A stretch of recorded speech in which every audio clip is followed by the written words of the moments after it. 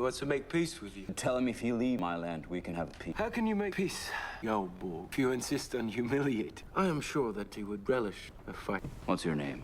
Ragnar Lothbrok. You are Ragnar Lothbrok, the one who sailed west. I'm surprised that you have heard about that. This is Ragnar Lothbrok.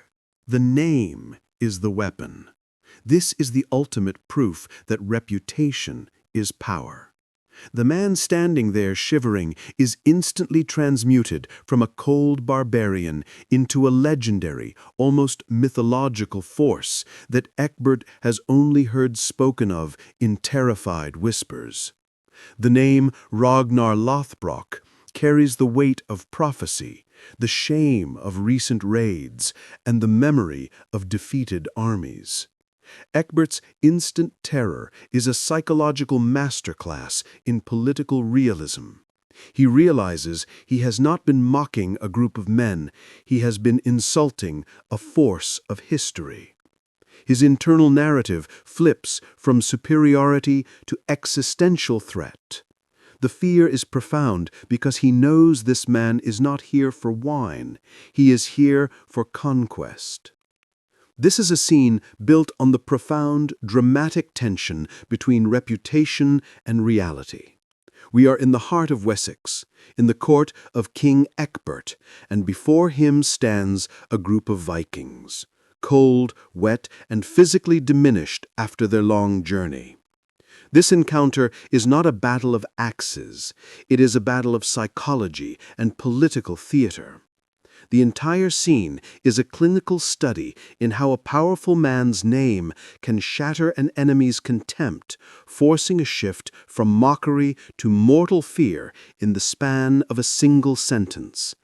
This is the moment Ragnar Lothbrok learns to weaponize his own legend. The scene proves that the new Viking Age is not about brute strength, but about calculated perception and the intellectual capacity to exploit an enemy's prejudices. King Egbert. Look at them. They are shivering. Do the gods of the north not provide them with warmth? Egbert's initial speech is dripping with a calculated structural arrogance. He is not attacking their gods out of theological concern. He is attacking the environmental and technological inferiority of their culture. By asking if their gods provide warmth, he is implying that his god and his stone castles, his hearths, and his tailored clothing is materially superior and by extension spiritually correct. He is using their physical discomfort, the uncontrollable visceral action of shivering, as a metaphor for their civilization's weakness. He is saying, you are slaves to the cold, we are masters of our environment. Therefore, we are superior. This is the psychological foundation of his contempt.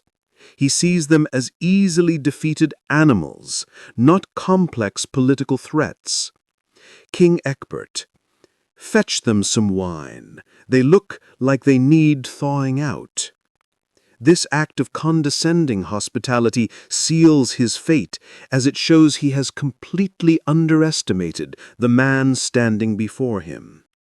And then, the political theater collapses in one dramatic instant. Attendant. This is Ragnar Lothbrok. You are Ragnar Lothbrok, the one who sailed west. The reversal is total, dramatic, and humiliating for the king. He breaks his own decorum and rushes to overcorrect his massive diplomatic error. You should have been announced is a desperate attempt to blame his staff for his own arrogance. His order to treat them with utmost respect is a panicked, self-preserving apology. The shivering has not stopped, but the meaning of the shivering has changed entirely. It is no longer a sign of weakness. It is a sign of the raw, untamed force that cares nothing for the comfort of kings' halls. Psychologically, Egbert is scrambling to rebuild the relationship on a foundation of respect, desperately trying to save face and prevent Ragnar from retaliating for the earlier mockery. Ragnar has won the political skirmish without saying a word, simply by allowing his name to be his representative. The tension shifts now from mockery to a brittle, dangerous negotiation.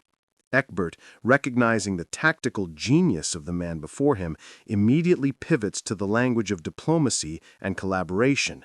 He cannot defeat Ragnar, so he must attempt to absorb him. Ragnar, we offer our service. To fight your enemies, and to protect these lands from those who would raid even our own people. This is Ragnar's final brilliant move. He offers to use his own Viking reputation and military power, the very thing that terrifies Egbert, as a guarantee of stability for the king. He proposes an alliance. I will fight for you, and I will protect you from other raiders, like those who might be loyal to Rollo should he one day seek power. He turns the threat of Viking invasion into the solution to the king's political instability. This is the new project, the exchange of settlement rights for mercenary services. It is the birth of the Danelaw centuries before it officially happens. Ragnar has used his reputation to leapfrog the established order, transforming himself from an outlaw enemy to a necessary, if dangerous, political ally.